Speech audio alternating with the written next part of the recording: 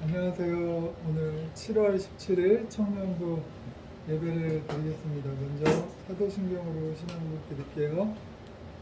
나는 전능하신 아버지 하나님 천지의 창조주를 믿습니다. 나는 그의 유일하신 아들 우리 주 예수 그리스도를 믿습니다. 그는 성령으로 잉태되어 동정녀 마리아에서 나시고 본디오 빌라도에게 고난을 받아 십자가에 못 박혀 죽으시고 장사된 지 사흘 만에 죽은 자 가운데서 다시 살아나셨으며 하늘에 오르시어 전능하신 아버지 하나님 편에 앉아 계시다가 여기로부터 살아있는 자와 죽은 자를 심판하고 오십니다.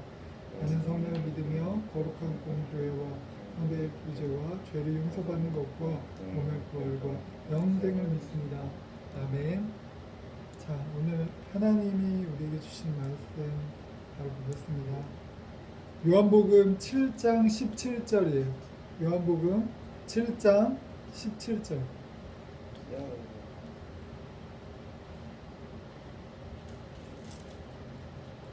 한 절이니까 우리 세 사람이 한 목소리로 크게 읽겠습니다. 7장 17절 요한복음 시작. 사람이 하나님의 뜻을 행하려 하면 이 교훈이 하나님께로부터 왔는지 내가 스스로 말하는지 알리라. 아멘. 여러분 이제 우리가 살다 보면 이 길이 내 길인지 이것이 하나님의 뜻인지 아닌지 맞는지 헷갈릴 때가 있죠. 그래서 오늘 하나님의 뜻에 대해서 얘기를 하려고 하는데 먼저 이제 그 하나님의 뜻을 알기에 아주 좋은 도시가 있어서 하나 소개시켜 드리려고 합니다. 여러분 이제 본격적인 휴가철인데 우리 이제 여행 갈 때가 됐죠. 여행 가고 놀러 가고 휴가철이 됐는데 한번 유럽의 멋진 여행지를 보여드릴게요. 여기가 어디냐면 그 포르투갈의 수도 리스본이라고 합니다. 수련의 접착제를. 그래서 휴가지로 아주 관광받는 도시고요. 보시면 아시겠지만 이제 항구 도시예요. 그래서 인구수도 우리나라 부산하고 아주 비슷하대요. 그래서 부산하고 비슷한 규모의 아름다운 유럽의 항구 도시다라고 생각하시면 돼요. 그래서 이런 뭐 아주 역사가 오래됐기 때문에 게다가 이제 포르투갈 하면 굉장히 중세 시대 때 굉장히 발달한 도시였어서 자연하고 관광하고 너무 아름다운 곳이에요. 뭐 이런 동상이나 이런 사진, 포토샷 핫 플레이스가 굉장히 많다고 합니다. 이런 데를 전사님이 왜 보여주냐면 이 도시가 하나님의 뜻하고 굉장히 관련이 깊기 때문이에요. 1755년입니다. 11월 1일 이 포르투갈의 수도 리스본에서 지금 이 도시가 사실은 굉장히 뭐 그리스 기독교인들의 거의 아지트 같은 곳이었어요. 정말 수도원하고 성당 교회가 빼곡한 도시였거든요. 그 1700년대 당시에. 근데 그때 그 모든 성일 대축제라고 축제를 굉장한 큰 기독교의 큰 축제가 열렸습니다. 그래서 그 많은 사람들이 몰려오겠죠. 그 많은 사람들이 교회로 그리고 사람들이 모이는 곳으로 축제가 열리면 다 길거리에 쏟아져 나오잖아요.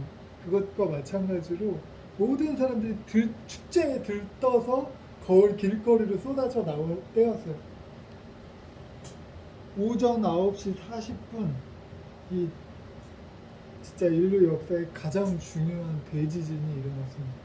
그래서요 그 지진이 닥치기 전까지 사람들 잘 몰랐겠죠. 근데 그 예전에 성당 교회 건축 양식 보시면 아시겠지만 천장이 높잖아요. 그리고 지금 교회의 아름다운 스테인드 글라스 다 그때 있었던 거거든요. 스테인드 글라스. 이제 조명 이런 전구가 아직 발전되기 전이니까 조명 이제 자연광을 조명을 쓰는데 그 알록달록한 유리를 써가지고 교회에 이제 여러 가지 다채로운 색깔의 빛이 들어오도록 이렇게 만든 거예요, 스테인드 글라스를.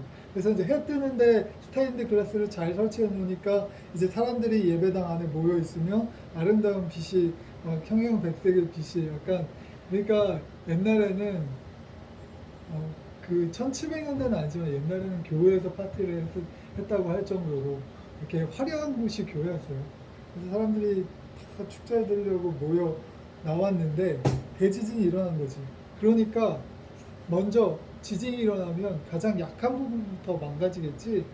유리가 약하잖아. 유리부터 떨어졌어. 그때 근데 뭐 조명이 전구 같은 게 없으니까 다 촛대를 세워놨다고. 촛불을 굉장히 많이 켜놨다고. 그러니까 유리가 떨어지면서 촛불을 넘어뜨리고 불이 났겠죠. 거의 촛불 엄청 많이 켜놨거든요. 사람들 올 때마다 교회에 그 당시에는 촛대를 엄청나게 많이 켜놨거든요. 그러니까 뜨거울 정도로. 그러니까 그게 넘어지면서 불 많이 일어났겠지. 커튼도 있고 여러 가지 장식들을 해놓으니까 불 나고 난리 났죠. 그래서 사람들이 탁 트인 대로 도망가면 좀 나을 거예요. 지진이 나니까 막 뭐가 떨어지고 막 건물 무너지잖아. 그래서 무서워가지고 사람들이 밖으로 나갔어요. 근데 아플싸 그 도시가 항구 도시여서 그래서 다들 밖으로 나갔더니 좀 이따 쓰나미, 해일이 다 덮쳐서 사람들 다 죽은 거야. 그러니까 밖으로 나가면 물지옥, 건물 안에 있으면 불지옥. 그래서 완전히 아비규환의 그 현장이었대요. 그 당시에. 그래서 그 리스본 대지진의 피해를 추산하면 리스본 전체 건물에, 여러분 생각해보세요. 부산 전체 건물의 85%가 붕괴됐다고 생각해보세요. 그냥 뉴스에서 뭐 지진이 일어났습니다. 어느 정도의 피해가 뭐 10억 원의 피해가 났습니다. 10억 원의 피해가 났습니다. 이 정도가 아니야. 그냥 도시가 멸망해버린 수준이야. 그래서 그리고 그 당시에 그 추산으로만, 그러니까 더 죽었겠지. 무려 5만 명이 죽었대. 그 지진하고 그 여파가 5일 동안 계속됐다고 하는데 완전히 뭐 물과 불의 지옥이었겠죠. 그래서 그 상황이 얼마나 참혹했는지. 포르투갈에 사실은 뭐 그때 종교개혁이 일어나고 얼마 안 돼서거든요. 1500년대에 종교개혁이 일어났고 1700년대에 지금 이 대지진이 일어났어요. 그러니까 사실은 약간 기독교 내부에서 약간 갈등이 되게 심했거든요.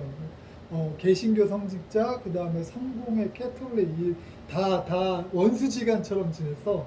근데 이렇게 대지진이 일어나고 나니까 그들이 서로 서로의 평상시 때는 으르렁대고 싸웠던, 여기 기독교의 아지트라 그랬잖아. 그래서 굉장히 많은 기독교인들이 거기 있었는데 캐톨릭, 뭐 개신교, 그다음에 영국의 성공의 이런 그 성직자들이 서로 진짜 얼싸안고 펑펑 울면서 기도를 했다고 할 정도로. 왜냐면 길거리에 사람들 시체 너부러져 있고 건물에서 살려달라는 소리 계속 들으고 완전 지옥이지. 핵폭탄 터진 것처럼 너무 끔찍한 상황이었던 거예요. 그래서 이런 피해가 심각해서 이 사건이 정말 역사에 남을 대지진이 아니라 사실은요, 서구 사회는 중세까지 기독교의 세상이었어요. 여러분도 알다시피 십자군 전쟁을 일으킬 정도로 뭐 왕과 국민들과 시민들 모두 자체가 다 기독교 국가였고, 유럽은 다 기독교 국가라고 보면 되거든요. 중세까지. 근데 이 리스본 대지진이 일어났는데 그게 언제냐? 그 기독교 가장 큰 축제일에 대부분의 사람들이 교회에서 예배를 드리다가 죽었다는 거예요. 그리고 하필이면 그 85%가 붕괴됐다고 그랬지. 그나마 리스본에서 가장 안전한 곳, 거기가 그나마 안전한 그 동네는 사창가였대요. 그러니까 사창가는 멀쩡해. 그리고 교회는 다 무너졌어. 사람들이 예배 드리러 간 사람들 다 죽었어. 성도들 다 죽었어. 그러니까 유럽의 모든 유럽은 그냥 다 기독교인이었어요. 그냥 평민들도 그냥 뭐 기독교인이 아닌 사람이 없었지 중세까지는. 근데 충격에 빠진 거죠. 이게 하나님의 뜻인가? 하나님이 정말 살아계시나? 뭐 이러면서 믿음까지 흔들리고 여러분 같으면 어떻게 생각하시겠어요? 교회는 다 무너지고 집창초는 멀쩡하고 서구의 그리스도인들이 큰 충격에 빠져서 예전에는 교회에서 이렇게 말했어요. 지금도 그렇게 말하지.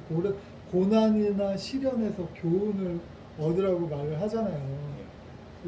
근데 이 사건으로 선량한 그리스도인들이 무참히 다 죽어버리니까 믿음이 흔들리는 게 아니라 아예 그냥 다 사라져버린 거야. 그리고 이제 서구에서 무슨 일이 일어납니까? 이 리스본 사건 이후로 이제 근대에 와서는 1차 세계대전, 2차 세계대전 일어나잖아요. 1차 세계대전과 2차 세계대전이 다 기독교 국가에 의해서 시작됐어요. 그리고 독일 진짜 심각한 거기 종교 개혁을 시작한 국가인데 독일에서 유태인들 학살하지 히틀러가 민족 막살 정책으로 이스라엘 민족을 아주 다 죽이려고 하잖아요. 그래서 그 서구인들이 그때 받은 충격은 우리가 일본의 그 지배를 받았을 때보다 아마 더 컸을 것 같다는 생각이 들어요. 왜냐하면 우리는 일본과 1대1이잖아. 일본이 우리에게 잘못했다는 생각이 있잖아. 근데 그 이스라엘을 말살시키렸던 그 행동은 유럽 전체, 서구 사회 전체를 흔들었어요. 우리 맨날 성경에 이스라엘 역사를 보고 이스라엘 사람들에 대한 이야기를 읽는데 이것이 모든 민족을 향한 하나님의 계획과 사랑을 담고 있다는 이 믿음을 갖고 있는데 성경은 근데 이스라엘 민족이 다 죽어가는데도 하나님 어디 계시냐 이런 큰 사건들을 겪으면서 이 서구인들은 하나님의 섭리, 하나님이 다스리시고 하나님이 정말 계시는가에 의문을 갖기 시작했고 하나님을 이해할 수가 없었어요. 그래서 그들이 하나님을 이해할 수 없으니까 하나님이 정말 계시면 왜 이렇게 내버려 두시느냐 하나님을 이해할 수 없으니까 자기들이 이해할 수 있는 과학적 사고관, 논리적 사고관으로 기독교 사고관을 그때부터 1500년 아니 그 이전부터 사실은 기독교 세관에 있었으니까 그 오래된 역사와 그 가치관을 전부 바꿨어요. 그러니까 여러분 뭐 역사 시간, 윤리 시간, 도덕 시간에 혹시 배운 게 기억나실지 모르겠지만 그 시대에 리스본 사건이 끝난 이후에 18세기에 이르러 계몽주의가 시작돼요. 계몽주의. 그러니까 계몽주의가 뭐냐면 아는 것이 힘이다 이 얘기야. 이 세상 모든 것들은 다 우리가 모르기 때문에 뭐 번개나 천둥이 무서운 것이고 이제 하나도 무서울 거 없다. 신은 없다는 얘기가 계몽주의부터 나온 거예요. 그래서 그때부터 이제 하나님 중심에서 사람 중심으로 모든 것이 변해버린 거죠. 그리고 그런 인식과 그런 사고 사상이 오늘날 우리에게까지 그대로 흘러 들어온 거야. 하나님과 상관없는 세상, 하나님과 상관없는 사랑. 나는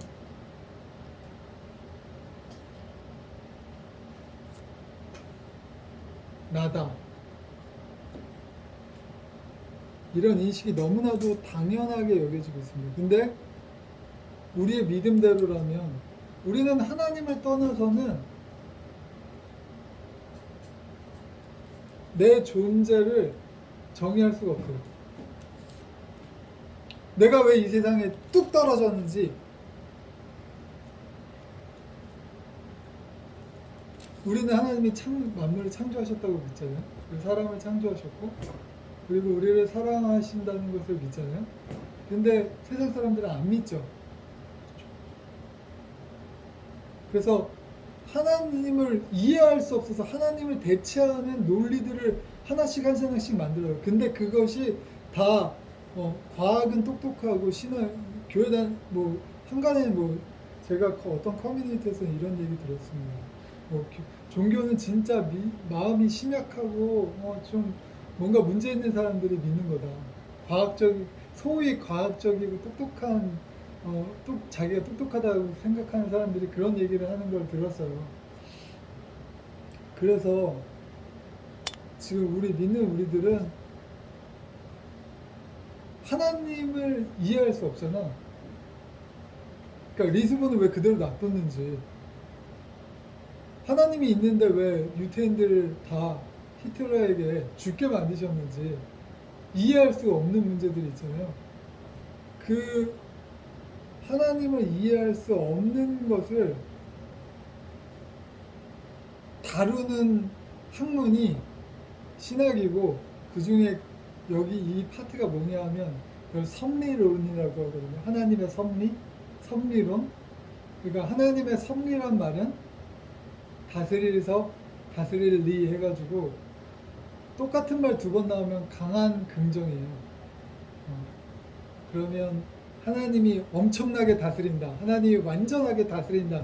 섭리라는 뜻이 그 말인데, 완전하게 다스린다는 것은 뭐냐? 하나님이 자기 마음대로 하신다는 거거든. 그러니까 하나님의 섭리라는 뜻은, 하나님의 섭리라는 말의 정의는 하나님의 뜻이라는 말이에요. 그러니까 처음에 전도사님이 설교 시작할 때 이런 얘기했지. 이 길이 내 길인가 저 길이 내 길인가? 이게 하나님의 뜻인가 저게 하나님의 뜻인가? 우리가 그걸 알아야만 시험에 들지 않는단 말이에요. 이해할 수 없는 일이 우리의 두뇌의 한계를 넘어서 우리가 이해할 수 없는 일이 우리한테 찾아와도, 하나님 살아계신데 왜 이렇게 나를 힘들게 하실까? 요따위 생각이 날 때, 이런 생각이 날 때 우리가 흔들리지 않을 수 있단 말이에요.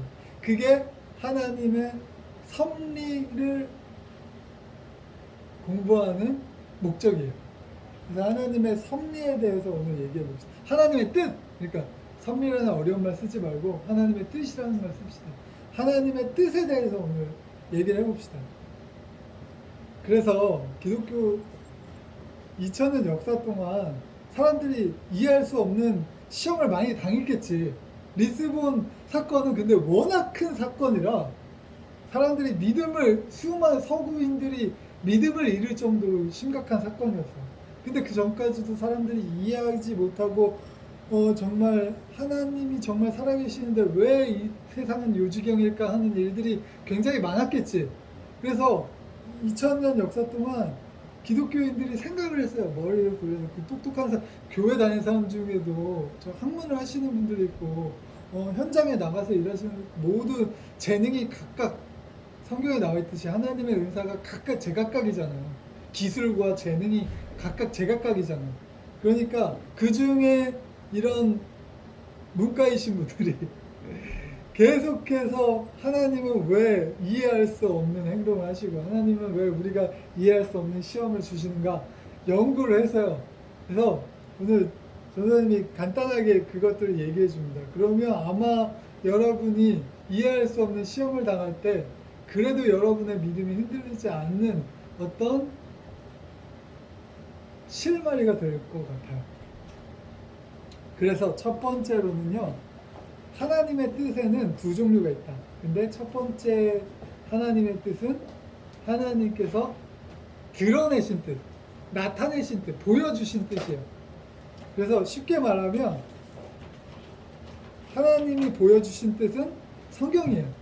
성경에 보면 구약에 뭐 나와 있나요? 제일 유명한 사건, 하나님이 자기의 뜻을 보여주신 제일 유명한 사건이 모세에게 십계명 주시고 율법 주시잖아요. 너는 이렇게 해라, 이렇게 해라. 이게 십계명이잖아. 그리고 하나님 그걸 이제 다 싸잡아서 율법이라고 부르는 거예요. 십계명만 있는 게 아니라 뭐 고아와 나그네와 과부를, 그러니까 사회적인 약자들을 도와줘라, 뭐 이런 얘기도 있고, 뭐 그 예를 들면 고기인데 그때 당시의 의학 수준으로는 알 수 없는 뭐 이렇게 고기 중에 고기는 다 먹으면 안 되는데 그 너 요리사니까 아마 저기 소고기는 먹어도 됐거든. 근데 돼지고기는 먹지 말라 그랬어요. 왜냐하면 발이 쪽이 갈라진 짐승은 먹지 말라 그랬거든요. 근데 그게 이제 뭐 성경학자들에 의하면 그 당시 저장, 유통, 보관할 수 있는 그 범위 내에서 이 돼지고기는 뭐 병을 유발할 수 있는 전염병을 유발할 수 있는 그런 소지가 다분했대요. 그래서 하나님께서 율법을 통해서 그런 이제 세세한 거, 너는 이걸 해라, 이걸 하지 마라. 예배는 어떻게 드려야 되는지, 하나님은 어떻게 섬겨야 되는지, 뭐야 이제 결혼할 때 뭐 예식이 뭐 이렇게 예배 뭐 모든 삶의 전반적인 부분들에 대해서 하나님께서 가르쳐 주세요. 그것들을 싸잡아서 율법이라고 하는 거예요. 어려운 말이 아닙니다. 저도 옛날에는 몰랐는데요. 어쨌든 이런 것들이 하나님이 드러난 뜻이라는 거야. 이 성경에 하나님께서 드러난 뜻. 그래서 우리가 하나님의 드러난 뜻을 성경을 보면 내가 뭐 이런 일이 있는데 내 경우와 비슷하다. 근데 성경에 나와 있는 하나님의 드러난 뜻으로 우리 삶의 모든 것을 다 설명할 수가 있어? 설명할 수가 없잖아. 성경에 안 나온 게 너무 많은 거야. 성경에 하나님의 뜻이라고 적혀 있는 게 굉장히 많은데 성경에 하나님의 뜻이라고 나타나 있지 않은 게 너무 많은 거지. 그래서 기독교인들은 생각했어요.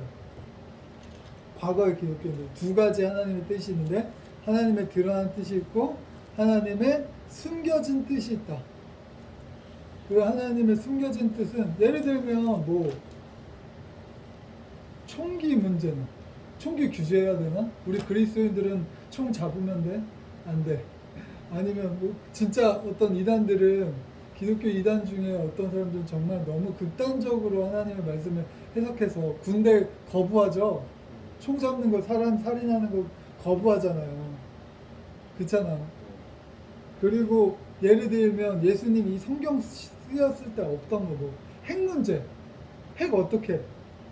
핵 전 지구적인 멸망을 초래할 수 있는 위험한 무기잖아요. 근데 핵에 대해서 우리는 어떻게 바라봐요? 그런 거 하나님의 뜻이 무엇인가 성경에 안 나와 있잖아. 핵 다 없애라는 말 없잖아. 그러면 그런 문제들을 어떻게 해야 돼? 그래서 하나님의 숨겨진 뜻을 알려면 그러니까 성경이 아니라 역사와 자연을 다스리신 하나님이 만물을 창조하셨다고 믿잖아요. 근데 여기에는 하나님의 구체적인 뜻이 있고 예를 들면 저기 엄마 아빠가 재근이를 키우면서 재근이한테 모든 걸 다 알려줬니? 너가 살아가는데 필요한 거 있잖아. 뭐 머리 미용실은 어딜 다니고 손톱은 어디서 하고 뭐 아니 네가 손톱은 하지 않지만 뭐 옷은 어디서 사고 이런 거 다 가르쳐 주셨어? 부모님? 아니잖아요. 하나님도 마찬가지라는 거야. 하나님께서 우리에게 정말 우리 삶의 이 믿음을 위해서 사랑을 위해서 정의를 위해서 필요한 거는 성경에 다 주셨어.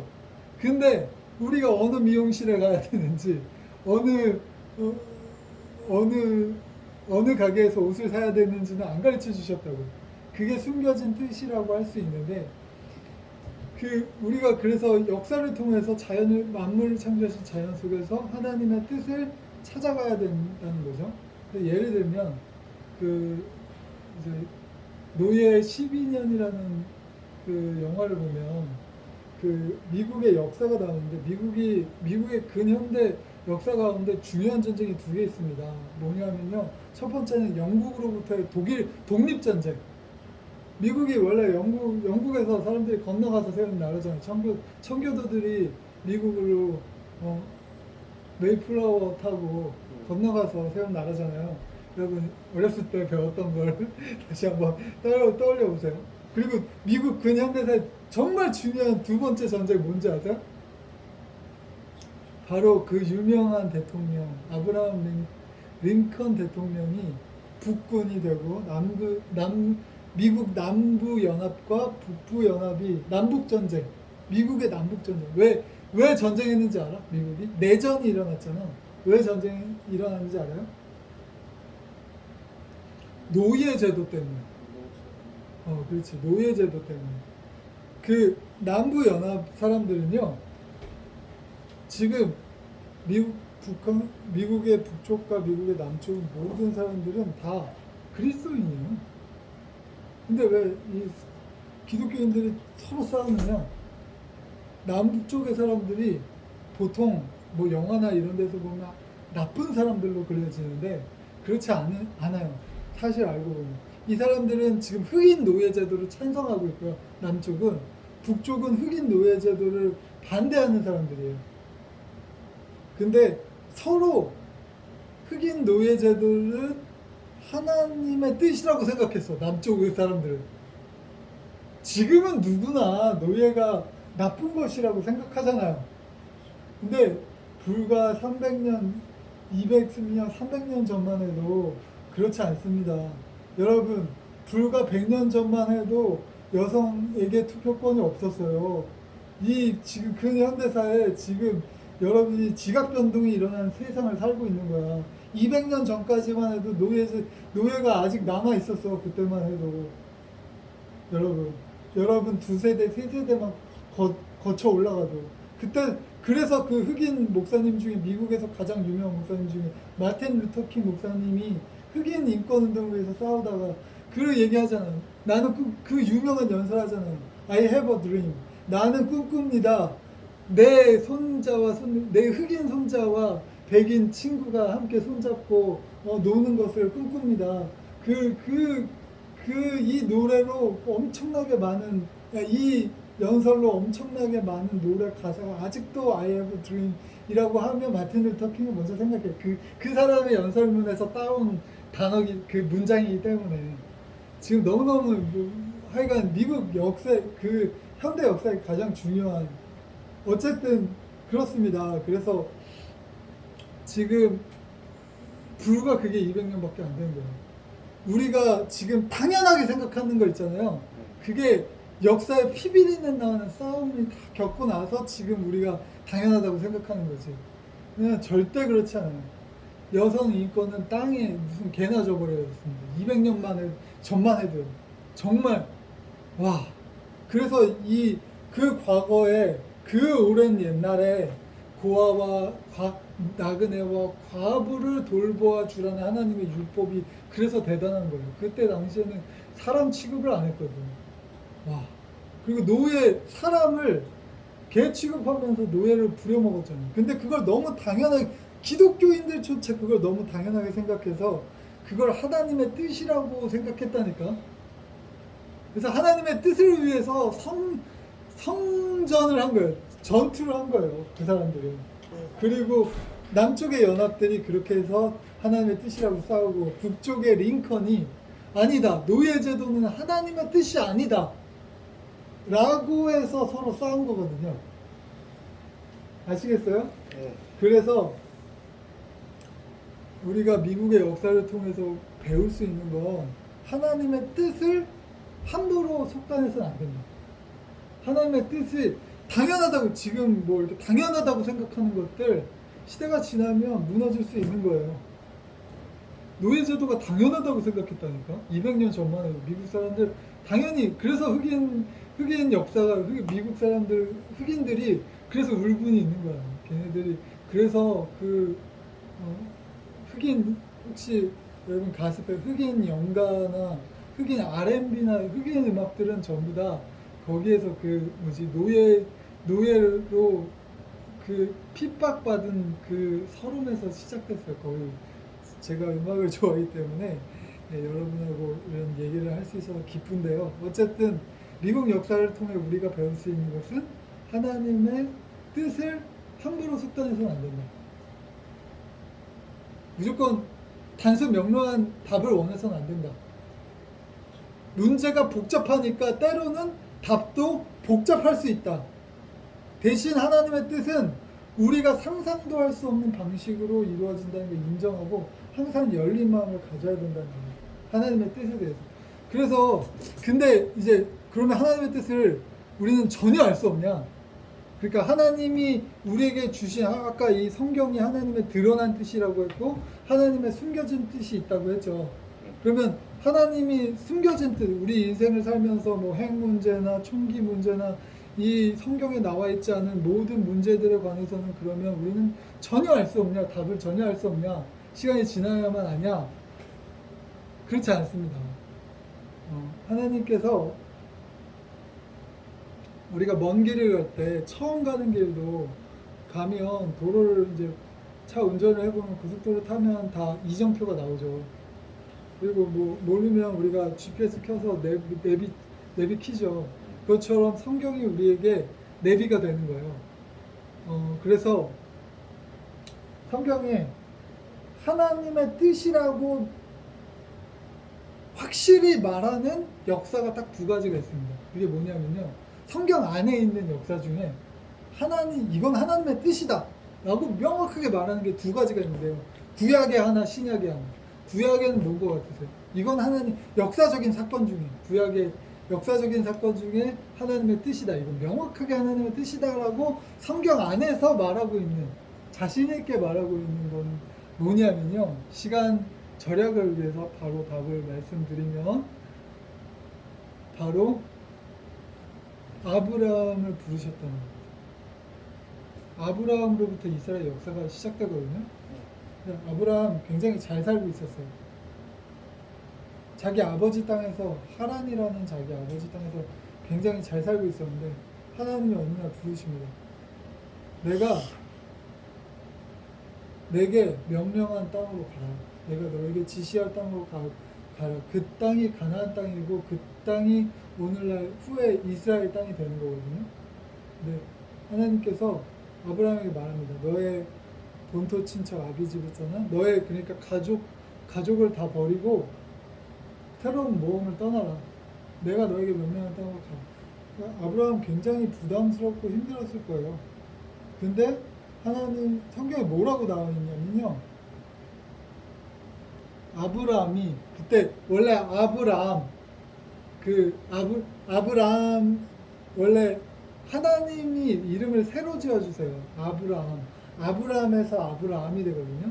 근데 아브라함이라는 뜻은 열국의 아버지라는 뜻이에요. 하나님께서 나중에 그 이름을 바꿔주시는데 왜 그러냐? 하나님께서 그 이제 아브라함을 부르시면서 성경이 이렇게 기록하고 있거든요. 아브라함은 여호와의 말씀을 따라갔다.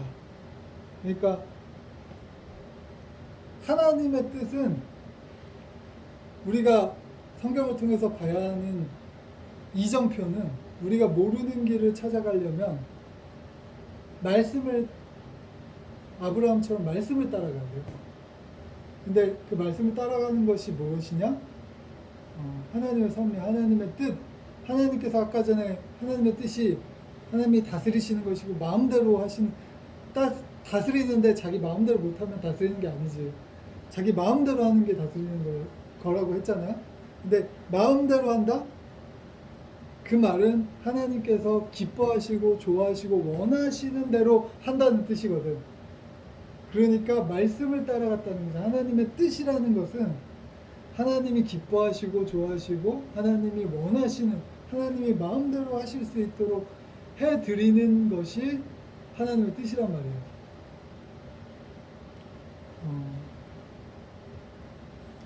그래서 근데 우리가 이렇게 생각하기 쉽죠. 하나님의 뜻이 100%면 내 뜻은 0% 되는 거 아닌가? 그러니까 하나님이 마음대로 하시면 하나님이 원하시고 기뻐하시는 대로 마음대로 하시면 지금 아브라함 봐. 개고생하잖아. 하나님 말씀대로 갔더니 정말 고생길이었죠. 그 다음부터 성경을 보면 고생길이었는데 하나님 뜻대로 하면 내 뜻 다 사라지는 거 아닌가? 그런 생각이 들 때 있어요. 하나님 뜻이 70%면 내 뜻은 30%인가? 이렇게 생각할 때가 있어요. 그러니까 내 뜻과 하나님 뜻이 반대라고 생각할 때가 있어요. 근데 아브라함은 하나님이 부르셨을 때 하나님을 이해할 수 없었습니다. 하나님 왜 나 잘 살고 있는데 왜 그 땅으로 가라고 하십니까? 근데 아브라함의 역사를 우리가 2000년, 아브라함으로부터 대략 2000년 후에 예수님이 오신 거거든요. 근데 아브라함의 씨에서 다윗이 나오고 다윗의 씨에서 예수 그리스도가 나오잖아요. 하나님이 아브라함 부르실 때 뭐라고 하셨냐면요. 이 세상이 지금 하나님이 보시기에 너무 기쁘지 않아. 하나님 방구전에서 하나님의 섭리는 하나님이 기뻐하시고 하나님이 원하시고 하나님 마음대로 좋아하시는 뜻을 마음대로 펼치는 게 하나님의 섭리고 하나님의 뜻이라 그러는데 하나님이 세상을 보니까 하나님께 예배하는 자도 없고 하나님을 기뻐하는 자도 없고 하나님이 만물을 창조했는데 창조주를 알아보는 사람도 없고 하나님 입장에서는 이 세상이 하나도 기쁘지 않아. 그래서 하나님께서는 아브라함을 통해서 이렇게 얘기를 하셨죠. 너를 통해 모든 민족이 복을 받게 하겠다. 근데 지금 아브라함은 고작 한 사람일 뿐이에요. 힘없는 한 사람. 근데 우리가 아브라함을 통해서 한 민족을 이루고 하나님이 한 민족을 아브라함을 한 사람을 선택하시고 아브라함으로부터 예수님을 나게 하셔서 예수님을 인해서 온 민족이 구원을 받게 하셨다고 믿잖아요. 아브라함이 그걸 다 이해할 수 있었을까? 2000년 후에 일어나는 일들을 아브라함이 알 수 있었어? 전혀 알 수 없었어요. 이해할 수 없는데도 말씀을 따라갔더니 하나님께서 2000년 후에 이루시는 거예요. 하나님이 하시는 일 우리 사람이 다 알 수 없습니다. 그리고 하나님의 뜻이 내 뜻과 반대라고 생각할 때가 너무 많아요. 근데 요거 한 가지만 생각해 봅시다. 하나님을 우리가 사랑하는 사람이 있어요. 그러면 얘는 이걸 좋아하고 나는 이걸 좋아해. 얘는 이걸 뭐 영화관을 가도 얘는 이거 보고 싶어하고 나는 저거 보고 싶어해. 근데 가끔 뜻이 맞을 때가 있죠. 같은 영화를 볼 때가 있죠. 같은 걸 할 때가 있죠. 그때 뜻이 같아질 때가 있죠.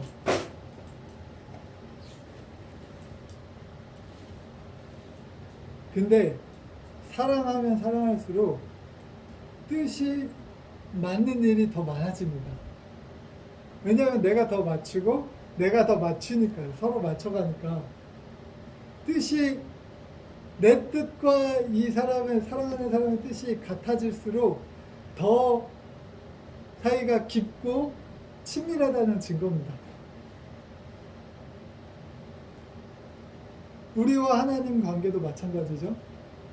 하나님 뜻과 내 뜻이 달라요. 그러면 하나님하고 내가 별로 안 친하다는 얘기야.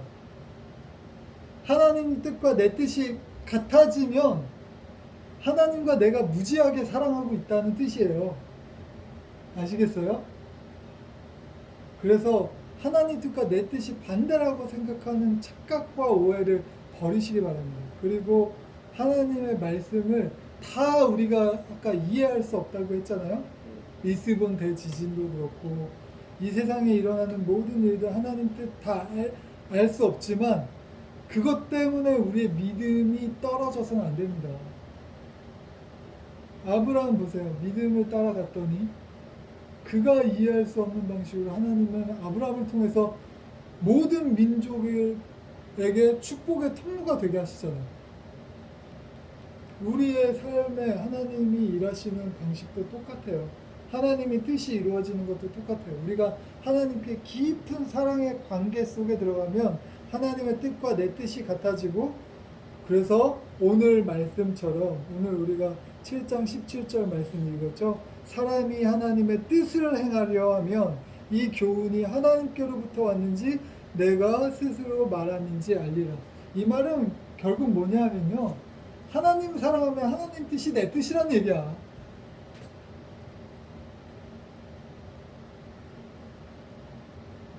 여러분, 하나님의 목적은 여러분이 축복의 통로가 되게 합니다.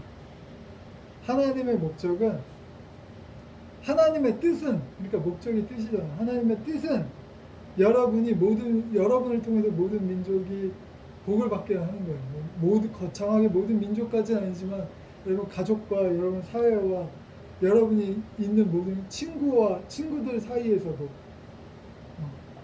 여러분이 만나는 모든 사람에게 여러분이 선물과 같은 존재가 되게 하는 것이 하나님의 목적이죠. 근데 보통 하나님께서는요, 우리의 악한 것도 선한 것으로 바꾸신다고 하잖아요. 그러니까 리스본 대사건이 일어났을 때 믿음이 떨어지고 믿음을 잃어버리는 것이 아니라 하나님 살아계신데 왜 이 세상에 이렇게 악한 일들이 일어나는가 라고 하면서 우리의 믿음을 떨어뜨릴 것이 아니라 악한 일이 일어날 때 그러면 우리는 어떻게 해야 되느냐? 그 악을 선으로 바꿔야 되는 거지. 우리도 하나님이 그렇게 하시는 것처럼. 오늘은 사실은 쉬운 말씀은 아니었어요. 말씀 자체가 요한복음 7장 17절 말씀 자체가 어려운 말씀이거든요. 이거는 전도사님 전공 중에 하여간 조직신학 중에 섭리론에 관한 내용이었어요. 그래서 조금 어려울 수 있지만 그래도 여러분 이 길이 내 길인지 이것이 하나님 뜻인지 아닌 것인지 여러분 인생 살면서 늘 부딪히잖아요. 여러분 하나님 잘 믿는 청년들로서 이게 이 사람하고 결혼해야 되는지 말아야 되는지 하나님의 뜻인지 아닌지 여러분 살면서 하나하나 중요한 순간마다 하나님의 뜻과 하나님의 계획이 궁금하잖아요. 근데 하나님의 뜻과 계획을 하나님과 친하지도 않고 하나님과 사랑하지도 않고 하나님의 뜻을 알려고 하는 건 진짜 점집에 점 치러 가는 것과 똑같은 거예요. 이제 아시겠어요? 하나님의 뜻을 알려고 하면 하나님과 깊이 사랑해야 됩니다. 그래서 하나님의 뜻이 나의 뜻이 될 수 있도록 그렇게 여러분의 믿음을 키워나가시길 바라요. 아시겠죠? 오늘 말씀 마치겠습니다.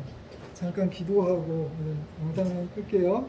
자, 하나님, 우리 청년들, 사랑하는 청년들 가운데 하나님께서 오늘도 하나님의 뜻에 대해서 말씀을 주시니 감사합니다. 우리 청년들이 인생을 살면서 어렵고 힘든 일들이 많습니다. 그러나 하나님께서 우리 청년들을 통해서 하나님의 뜻을 이루시기를 원합니다.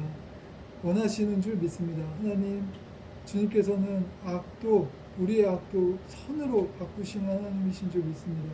이제 우리가 하나님의 손과 발이 되어 이 세상의 악한 것들을 선으로 바꿀 수 있는 능력을 하나님 허락하여 주시옵소서.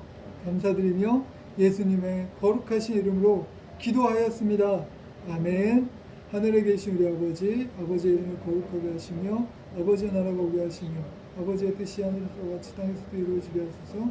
오늘 우리의 이름을 양식을 주시고 우리가 우리에게 잘못한 사람을 용서해 준 것 같이 우리 죄를 용서해 주시고 우리 시험에 빠지지 않게 하시고 악에서 구하소서. 나라와 권능과 영광이 영원히 아버지 것입니다. 아멘. 여러분 다음 주에 만나요. 안녕.